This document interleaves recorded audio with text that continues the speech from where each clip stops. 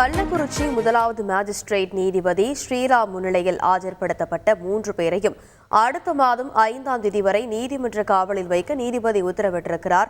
இது பற்றிய மேலும் விவரங்களை செய்தியாளர் கோபிநாத் விவரிக்க கேட்கலாம். வணக்கம் கோபிநாத். இந்த விவகாரத்தில் கைது செய்யப்பட்டிருக்கக்கூடிய 3 பேரிடம் நடத்தப்பட்டிருக்கக்கூடிய விசாரணையின் முழு விவரம். தமிழகத்தை அதிர வைத்த உரைய வைத்த கள்ளக்குறிச்சி கருணாபுரம் விஷ சாராய வழக்கு. இந்த வழக்குல வரைக்கும் 49 பேர் மேல இறந்திருக்காங்க. ஏராளமான பெண்களும் இதுல அடங்கியிருக்காங்க.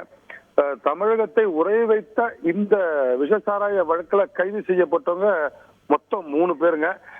முக்கிய சாராய வியாபாரி கன்றுக்குட்டி, அதே போல கன்றுக்குட்டி இருந்த கோவிந்தராஜ், அவரோட மனைவி விஜயா, கன்றுக்குட்டியோட தம்பி தாமோதரன். இவங்க 3 பேர் தான் சுமார் ஒரு 10-20 வருஷமா அந்த பகுதி கருணாபுரம் பகுதியில தொடர்ந்து சாராயம் வித்து வந்திருக்காங்க.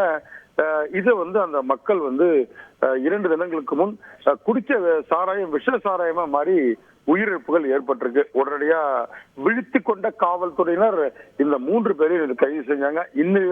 இந்த வழக்கு சிபிசிஐடி வசம் ஒப்படைக்கப்பட்டது. கூடுதல் காவல்துறை கண்காணிப்பாளர் கோமதி தலைமையில இந்த வழக்கு கோப்புகள் பெறப்பட்டு நேற்று மதியமே இந்த 3 குற்றவாளிகளையும் அவங்களோட கஸ்டடியில கொண்டு வந்தாங்க சிபிசிஐடி காவல்துறையினர்.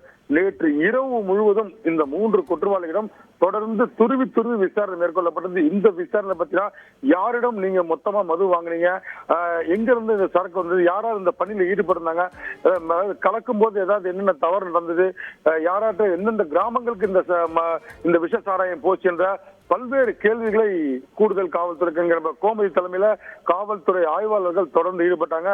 விசாரணை முடிந்து இன்று காலை தற்போது கள்ளக்குறிச்சி முதலாவது மேஜிஸ்ட்ரேட் நீதிபதி ஸ்ரீராம் அவர்கள் முன்னிலையில இந்த 3 பேரையும் ஆஜர்படுத்தினாங்க. நீதிபதி அவங்களோட விசாரணை மேற்கொண்டாங்க. மேலும் கனிவோட நீதிபதி கண்ணுக்குட்டியை பார்த்து கேட்டது, உங்களுக்கு வழக்கறிஞர்கள் இருக்காங்களா, இல்ல நாங்க ஏதாவது அரசு சார்பில் வழக்கை ஏற்படுத்துறோமான்னு கேட்டாங்க. தங்களுக்கு வழக்கறிஞர் இருக்க பாத்துக்கிறேன்னு சொன்னாரு.